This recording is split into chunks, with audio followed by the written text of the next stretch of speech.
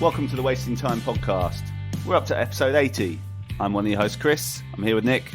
What's up, Nick? How you doing? Good afternoon. Yeah, good, man. Looking forward to a long weekend for the Queen's Jubilee. Yep, we have the Queen's Jubilee coming up at the time of this recording. So a nice 4-day weekend. Yeah. Which aligns with Slam Dunk Festival as well. I don't know if... It does. Yeah. I don't know if that, must work in their favour, like organising a festival around a Queen's Jubilee 4-day weekend. I suppose it does. Well, they're always on the bank holiday weekend that we have at the end of May in the UK every year. So I guess it's their thing. But neither of us are going. Neither of us are going this year, yeah. That is what it is for various reasons. If you were going, who would you be checking out?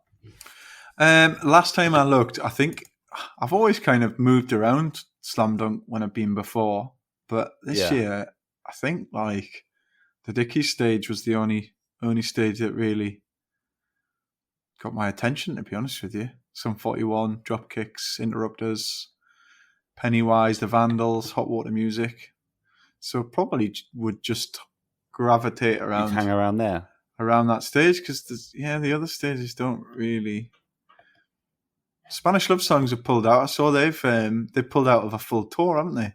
Yeah, they have, which is a shame. I know a lot of my friends were planning to see them. They were playing the Dome in London next week, and then our friends in Kalimasi were joining them for their the rest of the European leg, which was bad news for them, unfortunately.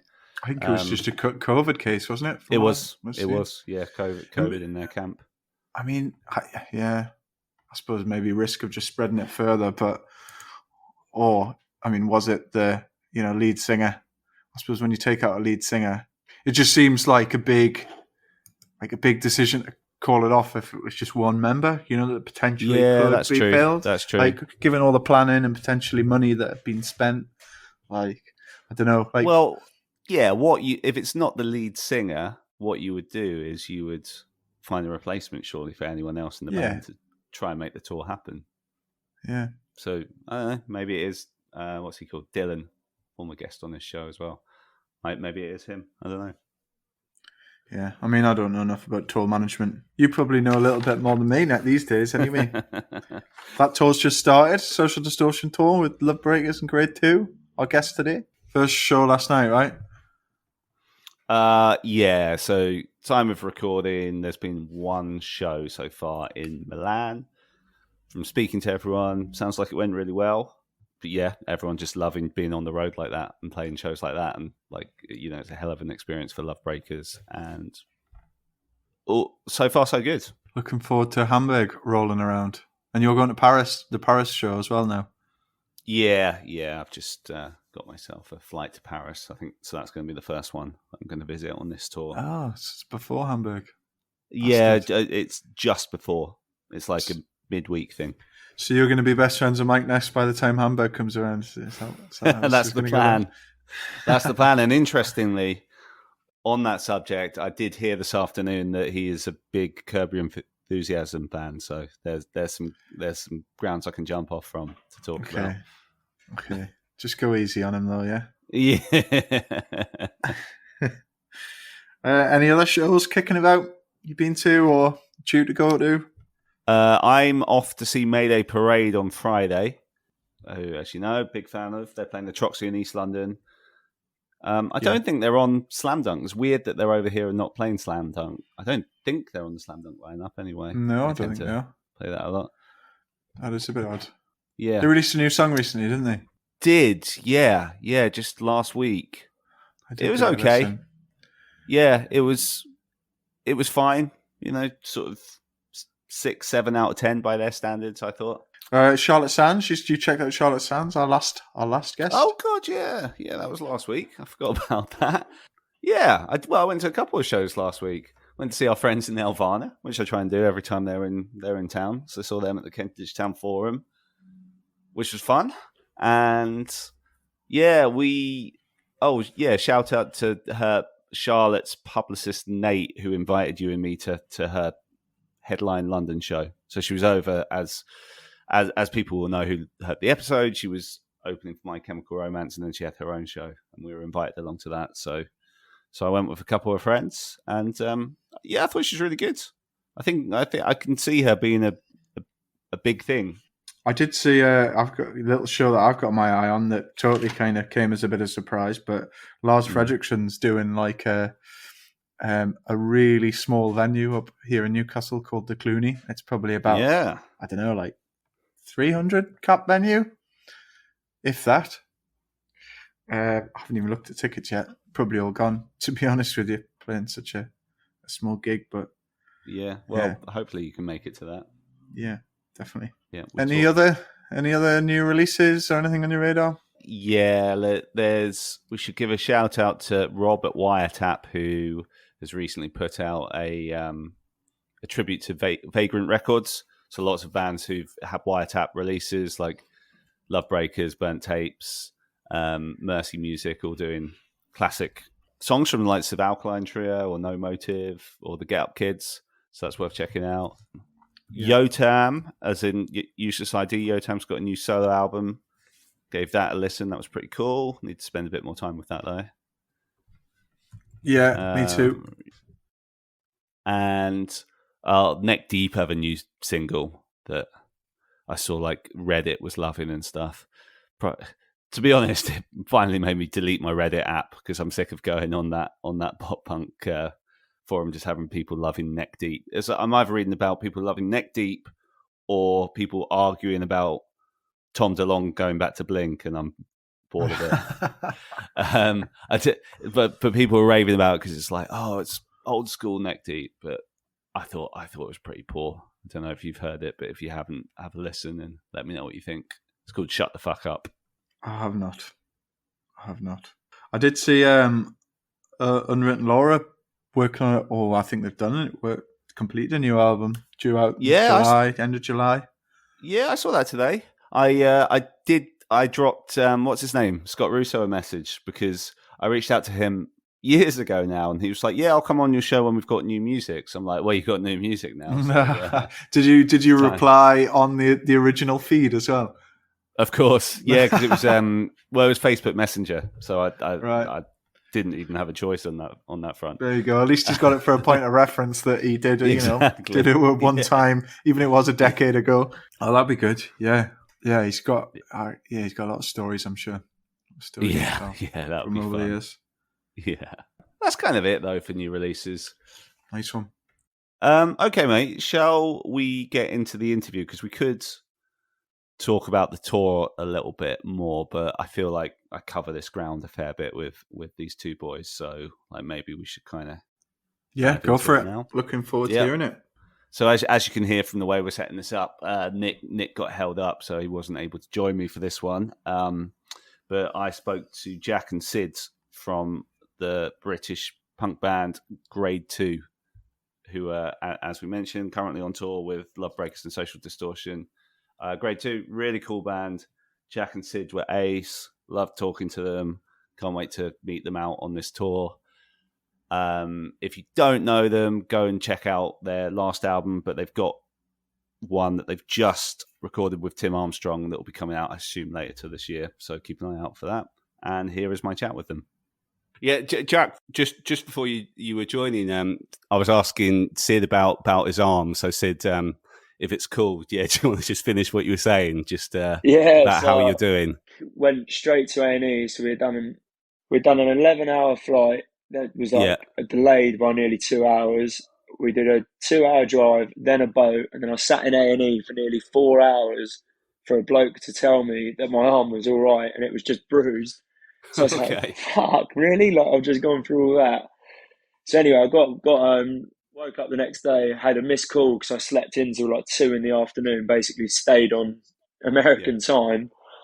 Called this number back and it was a doctor, and he was like, "Oh, I saw you come in for an X-ray last night. You've actually fractured. It's called like your radius, like the head of the radius near my elbow." And Jack had actually just come round mine to pick up a few bits, and I told him like, "No, don't worry, my arm's all good. It'll be healed within a few days." And as soon as he closed the door, like I got that call, and I was like, "Fuck, it's fractured." I was like, so he's like, "Can you come up to the hospital?" Yeah. And I don't drive, so and the hospital's in of town here. But we had rehearsal. I was like, right, I'm going to have to get through this rehearsal anyway. So I'll go afterwards. So I went there, met this other doctor. He was like, oh, you're going to have to be put in a cast. I was like, well, that's not really an option. I'm going on tour in 9 days. Yeah. So he's like, right, let me refer you to another doctor. Come back tomorrow. So bearing in mind, I've been home for 3 days, jet lagged as you like, and all I've done is slept and been to hospital. Got to the hospital the next day, and the other bloke was just like, "You've got to keep moving it, and that's the only way it'll heal." And I was like, "What?" Like, so it is fractured, but it's going to stay swollen for another 2 weeks, he reckons. But he told me if I can play, and just to kind of so if you can physically do it, just get through it. Okay. I mean, it is pretty. We're just crossing our fingers, really, aren't we? Yeah, I mean, we did like a double set yesterday through rehearsal, and by the end of it, it was like, right, it aches, but I can do it. So I'm just going to like get a bucket of ice every night and soak it after each show is basically the plan. Oh, man. Yeah, well, I hope that's all right. Yeah, it's fun because I heard about that because Leo, who's in the Lovebreakers tour party, who I think is a friend of you guys, like he was saying, I might potentially have to be stepping in. Yeah, exactly. Because we were freaking out while we were in the States when Sid had done the injury. So we were like, we've got to think of a backup plan. What if it doesn't heal? What if it's actually fully broken? So luckily, we thought, luckily Leo was on the tour with Lovebreakers. And he lives just across the water from us. He knows the songs really well. He's a good mate of ours. So it was perfect that he could have filled in. But obviously it would have been like a bit nervy going on stage with Social Distortion, like massive shows. First time ever doing a stand-in before. And we're like, it's not the best case scenario, but we might have to do it. And fair play to Leo. He came in clutch. Like he said, I'd love to help you boys. Like he'll smash out the songs if he has to. And he would have done a great job. He's a great player. But thank God Sid is healing. We think he'll be all right. And we just got to take it easy. We just got to see what happens. I suppose that might be a good point to launch into the reason that you guys were just in the States. You're recording with Mr. Armstrong for the second time, right? Yeah, that's right. Yeah, so we were out there for 4 weeks. We recorded the first time with him in 2018. Yeah. And during the pandemic, we kind of came up with a bit of a crazy plan. We were like, right, we're going to record. So we like booked in a studio session, which was due for, I think it was going to be for October 2020. Okay. So we were like, right, all our gigs are cancelled. We've kind of fully accepted that at this point. But we had a load of songs that we were like, if we can't play a live show, we're going to go record. So this is how it all started. We had booked flights from London to Mexico. Mm-hmm. We were going to stay in Tijuana for 2 weeks to quarantine, fly from Tijuana to Vegas, and then take a coach from Vegas to LA to record. Yeah. Whole mad plan. We booked nearly all of it. And it wasn't until we booked it on the fly. We called our drummer Jacob and was like, right, you won't believe it. We've gone and booked this whole trip. And he was like, I want to do that. It was like, what? No, it's that. It just like, he agreed to it, and then he wasn't happy about it afterwards. But to be fair, it was a bonkers plan. Because we had to do that because at the time, if you were from the UK, you couldn't fly to America unless you've been in a foreign country for more than 14 days. It was one of those weird pandemic rules. So that was our plan to get a loophole around that. Stay in Mexico for 2 weeks. But it ended up all getting cancelled, didn't it? Because the flights got cancelled, and it was just everything. Like COVID just got worse, and we were like, you know what, this is a stupid idea anyway. Let's just not do that. So we ended up getting rescheduled to just recently, finally. And my God, it was I'm really glad it did. To be fair, because we kept writing more songs after that, and I think those were the strongest songs of the album that we made during that period. Yeah. Okay. So it was brilliant. Oh, amazing. And what kind of direction's this album going in? If you're able to talk about that at all. Yeah, I guess we can. It's like, I think for me, it's kind of gone a bit more back to a more classic sound, as well as being a bit more modern as well. If that makes sense. Okay. Like it's got our classic Grade 2 sound, but it was also got, in my opinion, sort of a more catchy kind of melodic kind of feel to it. Oh, nice. Which we really like personally, because we feel like we've kind of done both things quite well. Do you know what I mean? Where it's keeping it true to who we are, and it's also kind of expanding and evolving with us as well. You know, when I look at the credits on the last record you did with Tim, like I can see he has quite a lot of writing credits, not on all the songs, but on quite a few. Is this one?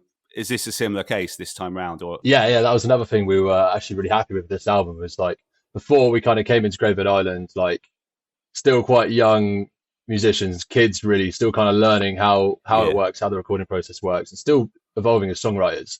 And we kind of relied quite heavily on Tim to sort of help us in that process. So that's why he ended up writing on quite a lot of the songs, because we didn't have a lot of like top level material. Whereas this time we came in with like 20 of our own songs, all of them. We were just like, yeah, these are sick. Like we've got some banging tunes this time round, and like we wrote them. We're proud of that. Like we know what we want with this album. We know where it's going. And Tim listened through all of these songs with us, and he was like, "Do you know what, guys? I haven't really got much to say. Like you've nailed it." Brilliant. And we were like, fuck yeah, we have. Do you know what I mean? Like we've done it. Yeah. And we just felt so good about it. And obviously we still write songs with Tim. On this record, we wrote 4 songs in the studio with Tim, 1 with Jesse Michaels, and just pissing about. And they turned out amazing as well. But to be honest, we prefer the songs, not necessarily prefer, they're all great. They're all so good in different ways, but we're probably more attached to the ones that we came with. Because, you know, it was in that really weird period of that COVID period and everything before and after that, where these songs really mean a lot to us, and we're really sort of proud of the evolution that we've gone with this album. So yeah, I feel like we've really kind of hit the mark on this one, so we're feeling really strong about it. Obvious question to ask, but like, you know, I can't not. What's I've never met Tim Armstrong before. What's he like on a personal level, and what's it like making a record with someone like that? Yeah, you can't fault the man on a personal level. He's so welcoming. He's so kind, and he's just such an easy guy to get on with. So we have a lot of respect for him for that. Like he always just wants everyone to sort of be relaxed and chilled, and just like wants the best for the situation, for the studio, for the environment. And obviously creatively, he's on another level. His mind is like no other. You don't know what the fuck he's thinking at all times. You know, you always just catch him just like staring into the distance. You just think, what is he thinking about? I have no idea. And they will come out with some crazy ideas, but we would have never thought of. We thought, fuck yeah, let's try that. That sounds sick. But all in all, like we love working with the guy. Like we really created this really amazing relationship with him that we're very grateful for, and he's grateful for us as well. It's like a 2-way street, and I think we really help each other. So like, yeah, the first time it was all kind of new and a bit exciting. The first time we did Graveyard Island, but this time around it felt a lot more like we know each other, we know what's up now, and it felt a lot more comfortable, and that we hit our stride. Do you know what I mean? I suppose what I also want to do is just, if we can take it back to the early days a little bit as well. Like I'm just kind of interested in the early days of how Grade 2 formed, and then I guess I'll get to a little bit like how Hellcat got involved and stuff. Are you both like Isle of Wight born and raised? Not born, but basically, yeah. I moved here when I was just a baby, 6 months. Sid, right. Okay. You moved here when you were what, like 8? A bit younger. I moved here when I was 6. Okay. Yeah, me and Jack aren't born here, but Jacob was born here. But he's the only one in his family that was actually born on the island. Okay. But yeah, so I mean, what was it like growing up on Isle of Wight? What was like the kind of the music scene? Like, I'm guessing. I think you guys are a good few years younger than me. So like, what kind of, you know, when you were kind of finishing school, what kind of time period was this, and what sort of music were you listening to, I suppose? The band had already started before we left school. We started while we were actually still in high school. Okay. But in terms of like a music scene here, we never really had like a set of venues. By the time we had reached an age of where we could actually go and watch bands, a lot of the venues in specifically our town on the island had shut down.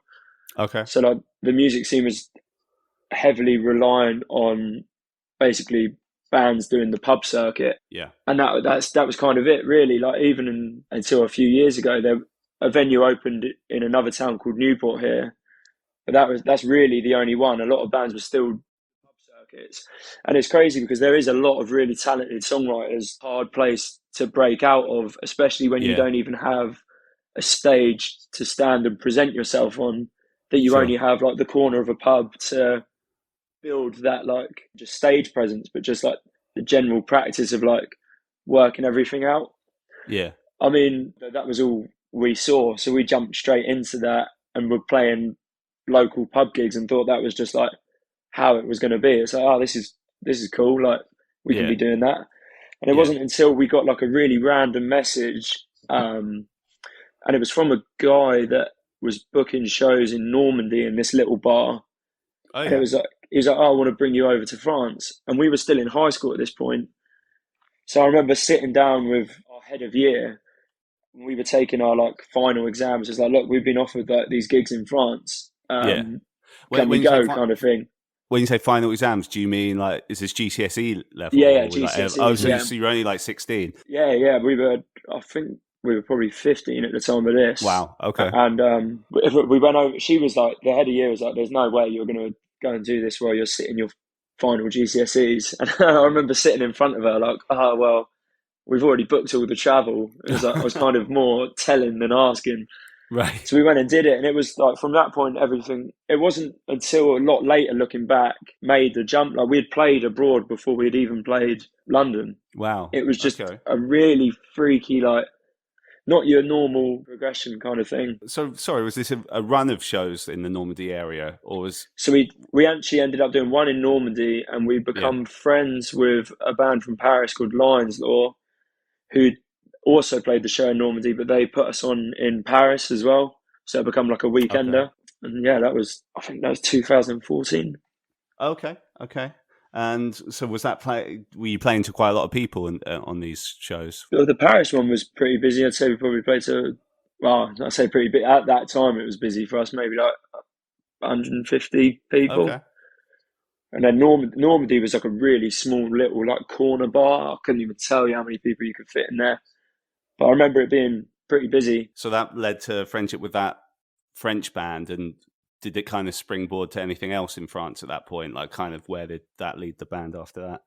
Well, they was already signed to a German label that was called Contra Records. Yeah. Still a very active label. And from that point, I can't remember if it was before or after, but we had recorded, not released, an EP with them.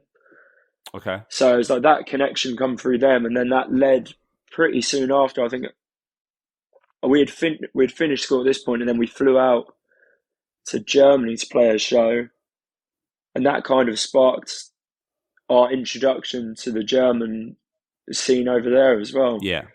Again, like I think we were still around 15 at that point.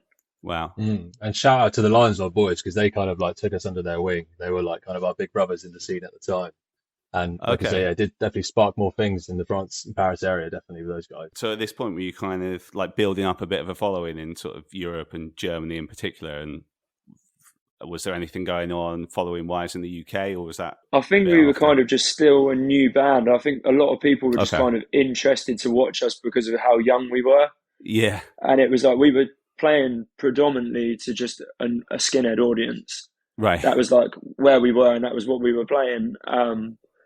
So I think a lot of the bands are older bands, and then you like seeing this band pop up, and it's like grade 2 from the UK, 15 years old. Is like that was always like the first sentence of like a Facebook event page. Yeah. So I don't know whether it was like a following we were building, or if it was like curiosity, like. For the first maybe year or two, I think a lot of people were just like, who are these people? Like, where have they? But one, where's the Isle of Wight? And are they actually 15 years old kind of thing? Oh, I see. Okay. So that was definitely the first few shows. But then I think it snowballed because we were going back. Like, we were flying in and out for a lot of weekend shows, specifically between like 2015 and I would say 2016. Okay. And it was just like, it become the norm to us. It was like, right, where are we flying this weekend? So like, we even flew to the Isle of Man to play a show, like in the UK. Really? Okay. So, like, we went here, there, and everywhere, really. It was like a pretty crazy time that I think, looking back, we are very grateful to have experienced that. Yeah.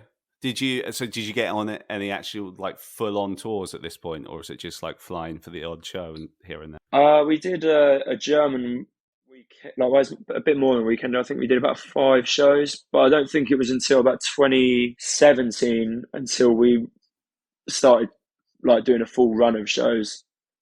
I think that was when we released our first album, Break the Routine, and that was when we actually started touring. Mm-hmm. Before that, it was weekend shows, or like a string of max 4 shows. Okay. So like who were some of the early people that you tour with? Well, Lion's Law was probably the main one. We shared the stage with them a lot through the first few years. There was a band called Rude Pride from Madrid that were also on Contra Records, and we played with them quite a lot. But aside from those two, I mean, a lot of it was local bands in the area. Okay. I think there wasn't really bands that we were playing like a string of shows with at that point. It was bands in the area, unless it was like built up as like an all-dayer kind of thing. Oh, I see. So like, I mean, before Hellcat came along, did you have the opportunity to play with like many like quote unquote big bands, or was that kind of, because like you done tours with like the Interrupters and Dropkicks, right? But was that did that all come like after Hellcat were on board? It kind of came as it was building. I mean, everyone within that circle, I think, knew that we had a record coming. Mm-hmm. But we toured with the Interrupters before Graveyard Island was recorded. Right. Finished that tour and flew straight out to the States to do that album when the Interrupters tour finished. Yeah. But prior to that, I think we played with Lars's band, the Old Firm Casuals. Oh, nice. Yeah, I mean, aside from that, and festival appearances, we like didn't necessarily be a direct support into a big band until then, really. I don't think, unless you can think of anything else, Jack. I think one of the bigger tours we did before Hellcat was the Bishop's Green one. Probably that was a good tour, but that's still within the Oi scene. Yeah. That's still they were big in the Oi scene, obviously, and they're an amazing band.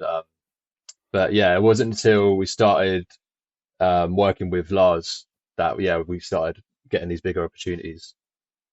Interrupters, Dropkick Murphys as well was another big one. That Interrupters tour, if that was in 2018, around the time that they had, I suppose, their last full length. I know they've got one coming out soon. Like, they were kind of really having a moment then. So that must have been an experience. Did you pick up a lot of fans on that tour? Did you go down well? How was that? That was massive. Yeah, we got really lucky to be able to jump on the Interrupters hype train before they got super massive. Like, they were still massive at that point there, but they were still growing. Now they're like, so big. And it was amazing. I feel like we went down really well with those guys, and we still see it now. Whenever we go anywhere in the UK, every time there's always like at least one or two people who say, "Oh, I was at the Interrupters show," and we're like, "Oh, okay." There's so many people around the country, because every night there's so many people at the shows. I mean, I can't remember how many shows it was. Was it like 10 or so, Sid? I think. Yeah, maybe not even that. I think it was. I can't remember. I was going to say 10 as well, but now you said it, I think it might have been less. I don't know. But so that was massive for us. It just shows how big those support tours are. It was the same with the Dropkicks. We also get people who always say, "Oh, I saw you at the Dropkicks, saw you this." So we're really grateful to those guys for bringing us along for that ride, because it was amazing. Yeah, Social Distortion. Let's talk about that for a moment. That's pretty exciting. Must be. I mean, obviously, as you know, I can relate to this a little bit with the Lovebreakers boys, but like the fact that, I mean, like as a fan, before I started working with Lovebreakers, I had my ticket for the London show like Christmas 2019. I think I got it. So obviously you guys have had this tour in the works for so long now. I think it's been 3 years when it first got announced, wasn't it? It's been cancelled twice. Yeah, I think. Yeah. So Chris, are you not coming along on the tour then? You manage remotely, or are you going to be on the tour? Yeah, no, I'll be managing remotely. So I'm coming out to the Hamburg show, definitely. Oh, stick. Can't be missing that one. Barclays Arena. Right. We couldn't believe it when we found out. It was just like, I think 15,000 capacity the arena is. Something like that. It is. Although I mean, this is the weird world. Of being on the Social Distortion tour. So like, I got the details, like specific details about that venue, just last Friday. And whilst it is sorry to disappoint you boys, but whilst it is 15,000 for concerts, it's just the 4,000. So only a 4,000 venue. So sorry about that. Oh, really? So they just use it like it's disappointing. Yeah, I think because it's for like, you know, sports events. That's when it's 15,000 apparently. Oh, that makes a lot of sense. Okay, well, that'll calm my nerves a little bit then, at least. Yeah, a little bit. But the fact that, you know, I feel slightly disappointed that it's just the 4,000 shows what a crazy position it is, you know. But still, that show is going to be amazing. Yeah, I might come to Paris. I'm on the fence about that, but yeah, aside from that, I'm just at the 2 London ones as well. So kind of doing it remotely. Have you guys got how's your crew looking for the tour? Yeah, have you got many people going? Yeah, so it's just it's gonna be 4 of us, the band, us 3, and our good friend Paddy. He's gonna be driving us, doing merch.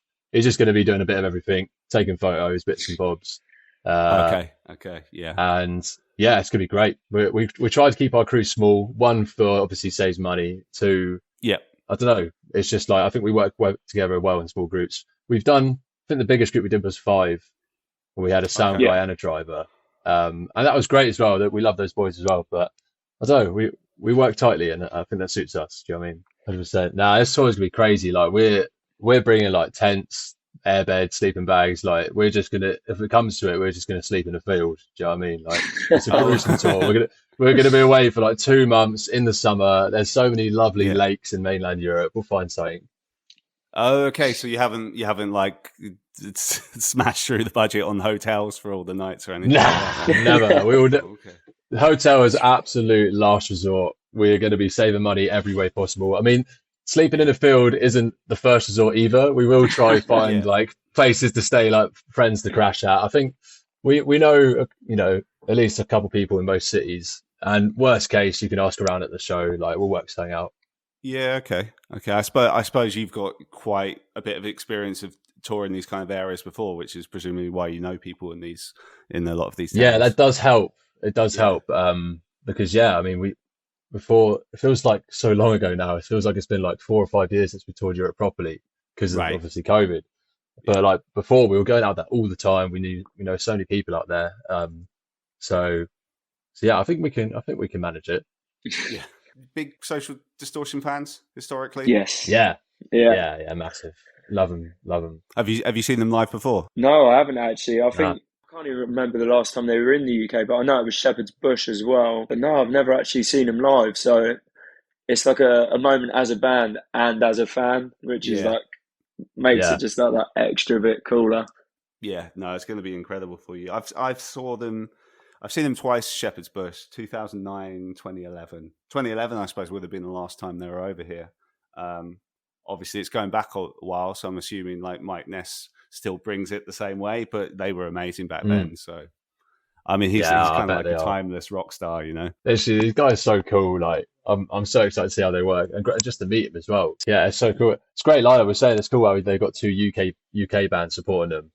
I think that's nice. But yeah, no, I was just going to say this is where you like, or at least I noticed that Nick's not here because I'm just kind of like, oh, okay, like, you know, where am I going next? Normally, that's all good. Take your time, man. It's just like, we're just chilling. And by the way, he did WhatsApp me before, and he wanted to send his apologies because he was looking forward to meeting you guys virtually, and he's going to be at the Hamburg show as well, and he says he's looked forward to meeting you in person because he was.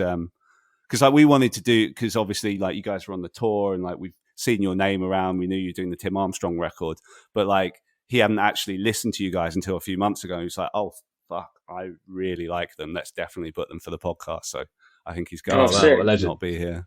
Yeah, looking forward to meeting him too. Yeah, all good. Yeah, we'll catch up in Hamburg. It'll be sweet. I guess just a bit of a general question. Like, what I'm curious, like, what kind of bands you guys are into when you started the band, and then when Grade 2 started, started growing in the sort of late 2010s, and what kind of music you guys are all into now. Well, I usually let Sid answer this question first because my answer is basically Sid influenced me massively on what I listen to now and everything, because before I met Sid, I was kind of just some nerdy kid who didn't really know much about music at all. Do you know what I mean? I play guitar.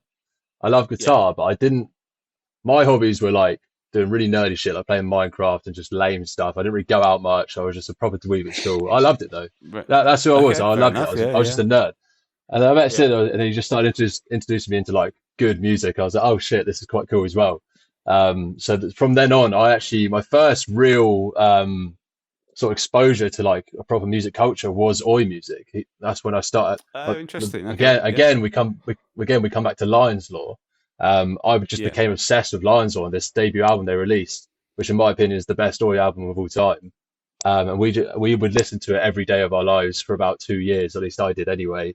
And that's what kind of started my obsession with like Oi and that kind of scene. And then so before that, as a kid, I mean, I liked all the classic, like, you know, classic rock, AC/DC, and just maybe some pop punk, Sum 41 and stuff like that. But like I say, I wasn't really that influenced by it because I didn't understand music back then.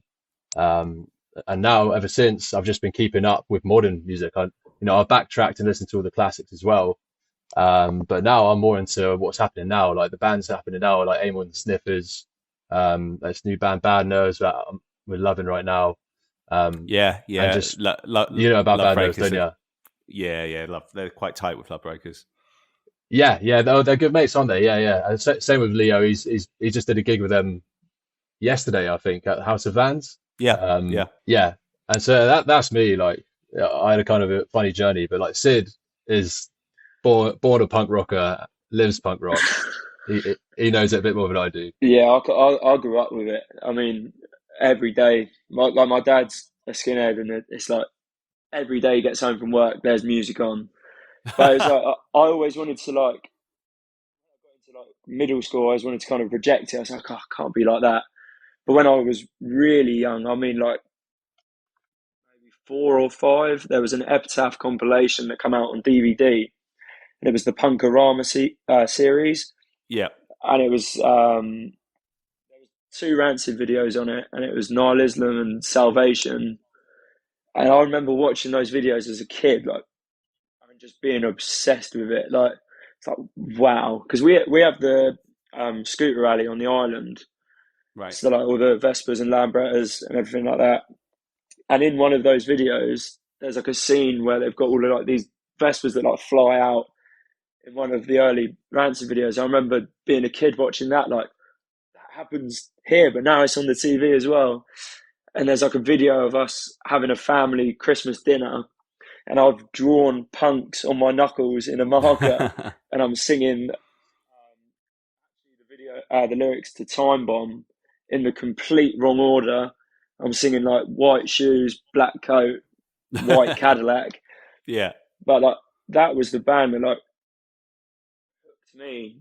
And then it was when I got back into middle school.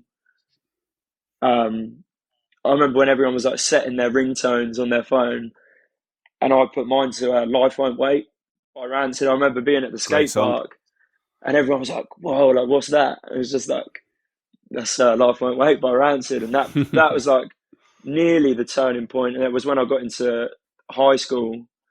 It just was like I kind of gave up going to the skate park. I was like, "This is it. This is like everything." And then like, I was already all I was listening to at that point anyway was like anything from a British subcult, from like the mod scene, like through basically. Yeah. And it never really changed. I mean, me accepting any other genre at this point is a bit like, yeah, I could listen to it, but it's not quite that, is it? I mean, like, I think that the closest thing I've got into recently is like Megan Thee Stallion. Yeah. That is like West Coast. We got Sid into Megan Thee Stallion. He loves her. My new fave. Nice. Yeah. I mean, it's West Coast oldies is probably the newest thing that I found, because that's a new scene that's happening out there that I went and like saw live, and I was just like, wow, like this is so cool. But I mean, anything else is like pretty much subculture based, and that's me. So I guess, obviously we've got the Social D tour. You've done some big tours. Like who's on the bucket list? I mean, presumably some people you might have mentioned there. For number one is Rancid, baby. We've got a tour with Rancid. I mean, if only you knew someone in Rancid and had that. Yeah, exactly. Thank you, Chris. Can you call up Lars and tell him that, please? So, I mean, surely you must have kind of been poking Tim, like, just say, how do we get this organised? Have you kind of like hinted at wanting to do that? Like, to be fair, we didn't bring it up to Tim too much, because we've brought up to Lars many a time, and he's got his plans, he's got his ideas, so he likes to keep us strung along, I think. So we've also just signed to Leave Home Bookings, who is Rancid's booking agent as well. Yeah, Stormy. I saw you announce that recently. So obviously now we're on the same booking agent as them. We work closely with Tim and Lars. Obviously we're sitting there thinking it makes sense, let's do it. But we'll work it out. That's between them and us and Stormy. Like we won't talk too much about that now, because who knows what their plans are. Do you know what I mean? But I'm sure it will come. I'm sure it will come whenever the time is right. But yeah, we're very eager, as you can imagine. Yeah, no, of course. I guess that reminds me, actually, something I was going to ask you earlier. Like, what's your life like outside of the band when you're not on tour? Like, I suppose, because I'm thinking, if you got the call for a Rancid tour in a few months or whatever, like, how easy, how flexible, like, how much time do you give to the band? We were all in full-time work through the pandemic. We were all working, but now we had to obviously go record for such a long length. Like, we were away for a month. I mean, there was no job that was going to let us do that. So I think from this point onwards, it's back to non-stop touring. Amazing. We're all back out of work. So we're on this tour, and then we're kind of still figuring out the end of the year at the moment, but it's going to be pretty busy. I mean, us taking time off is like, for any self-employed person taking a month off of work, it's just a huge hit. So of course, the longer we can stay on the road and the more we can get about, the better it is for us, really. Okay, what have you got at this point after Social D? You've got those Broilers shows, haven't you? What else is? We're literally out straight after that Social D tour. So we finished that, and then we're back home for about 8 or 9 days, and then we're out in France for 5 days. We come back to the UK to play Rebellion in Blackpool. Oh yes, yeah. Then there's the Broilers show, and then at the moment we are trying to work on getting out to the States, but that's still all in planning. And then after that, I mean, it'll be down to the release of the new record. Okay. And it'll be back out on the road. To obviously tour the new album. Yeah. Have you toured the States before? Yeah, we've been out there 3 times touring, and then we were there to start. We played one show for what would have been the 4th tour, and then everything was cancelled. I see. How's that experience been touring the States? So we finished the tour with the Interrupters. We flew straight to the States the first time around and played only a handful of dates with the Old Firm Casuals and Lower Class Brats, and that was wicked. Like, best introduction we could have had. Like, each venue was sick. The crowd that turns up were great. And then the following 2 we went out and just headlined. We were like, let's go play everywhere. I think we went through something like 30 states, played basically every night, and there were nights we were playing to like 5 people. Yeah. We hit a band that nobody knew, and we rocked up on a Monday night in like Nebraska. Oh, amazing. So, let's do it. But it was a mad experience. So now it's been so long, and we've had the record released on Hellcat. I'm hoping that we can go back and it's built up a bit, and we can start like the next chapter over there, really. Yeah, definitely. It is pretty grueling touring over there, though. Every day is just an absolute monumental drive. Yeah. It's not like a tour in the UK, like 2 hours. I remember like falling asleep for about 3 hours, waking up, and it's the same bloody road. It really nuts. Yeah, it does put it into perspective how small everything is over here. That was an eye opener, especially going through Texas. I was just like, wow, like we haven't even like looking at the maps, and you've gone through like that, but you've been driving for about 12 hours. It's like, holy shit. Yeah. And I suppose, like, in general, like, how far, what are your genuine ambitions for this band? Like, how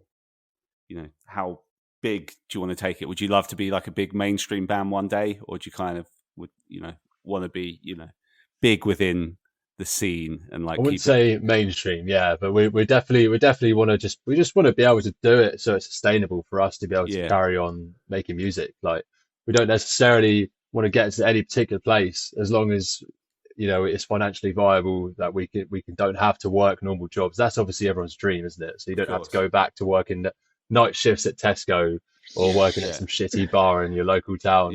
That's what we were doing. So obviously, it's a big goal, but I think we could do it if we keep putting the work in, and we're definitely on track for it.